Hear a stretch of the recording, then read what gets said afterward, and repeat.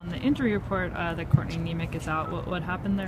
Yeah, she just in the practice game last Saturday she got injured an ankle, so she's not far away. She's probably another week.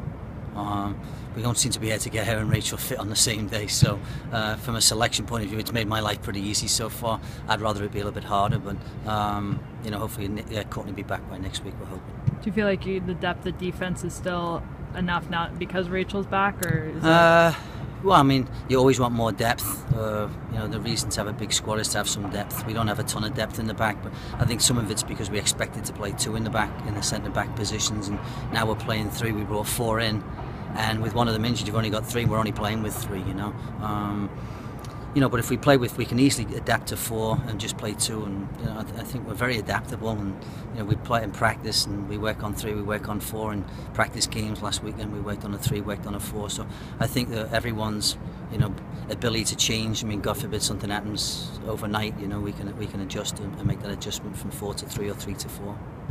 What do you think? I guess a lot of the teams now have lost their national team players. So the team that's going to be there for Washington tomorrow, I mean, what are the biggest things that you're expecting from them? Well, I think they're a really good side. I mean, they got a lot of energy. Crystal Dunn obviously played for me when she was young, so I know a lot about Crystal, and she's one of the best players in the country, no question. And I wish she was on the plane so she wouldn't be here tomorrow, and she deserves to be on the plane. I mean, she's a terrific player. But they got a lot of good other players. Nair's very good on the ball. Their midfield is good. I mean, Joanna Lohman played for me in Philly, so I know Joanna pretty well. Estelle Johnson played for me in Philadelphia in the middle of the back for him. She's good. Alex Singer played for me as a kid, so I know a lot about Alex at the right back spot. Kat Reynolds played for me in Philadelphia, so I know a lot about Kat Reynolds.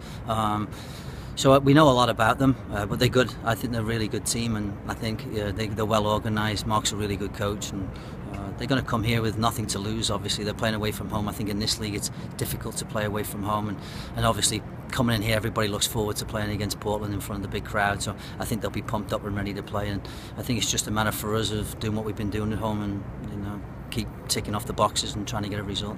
Are you excited to say you're probably going to make a few changes to the lineup? Are you excited to see what these players have? Yeah, I am actually. Yeah, I mean, you know, Taylor, from Taylor to Kate to Sarah to Alyssa, they've all been, you know, to Kelsey, they've all been really good for us. They've been here a while now. They've been with us since day one, and they've shown some great traits, and you know, they're really motivated for practice, and I think the fact that, you know, they will get their chance now, I think it's a credit to them, and this is their dream to play in this league, and you know, every player wants to play in the top league in the country. They want to play in the top league in the country, so what better window can you have than Paul and Thorns to be able to play like that.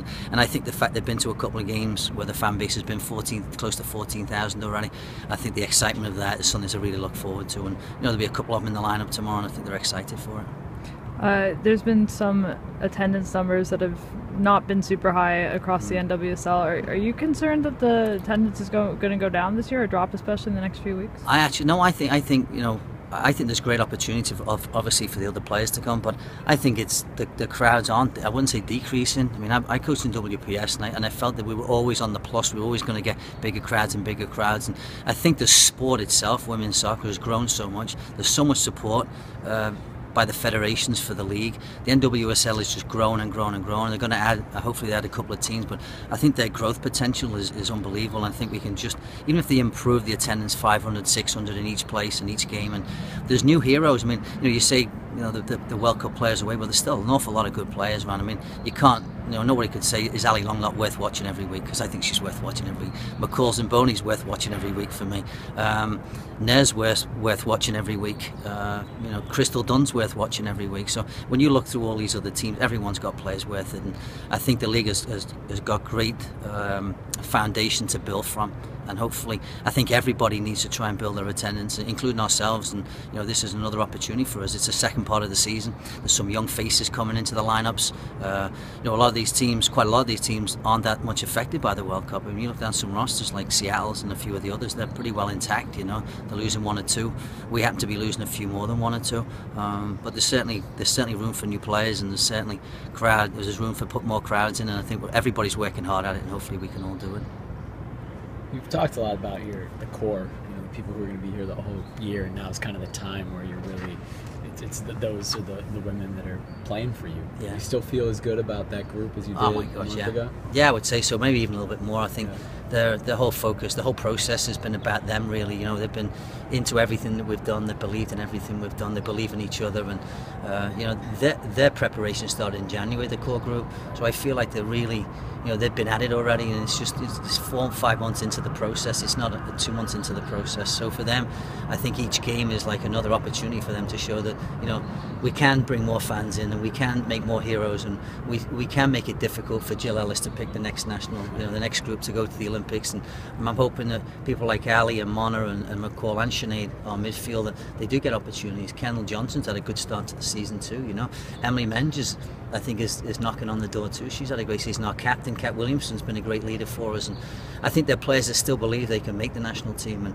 and hopefully they can. And you know, there's certainly opportunities the next 6 weeks for those guys to shine. And in all fairness to us, they've pretty well shone so far. They've scored majority of the goals. They've had most of the assists, and I think that, you know, the group is really on board, and the process that they've been on, and you know, that we talk about every day, has been really what's been key for us, and we're just trying to improve every day, just a little bit. Just that's something.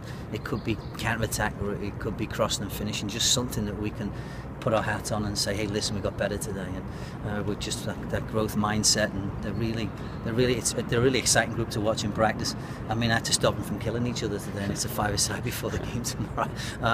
But that's the way the attitude of the team is. They're banging on all walls. They all want to play, and you got to love the competition for places. Even with 17, 18 here, they're still competing for those places. They want to be in the 11. They want to be in the 16 to travel. They want to be in the 18 to play at home. And I think as long as we can keep that kind of atmosphere, we'll be successful.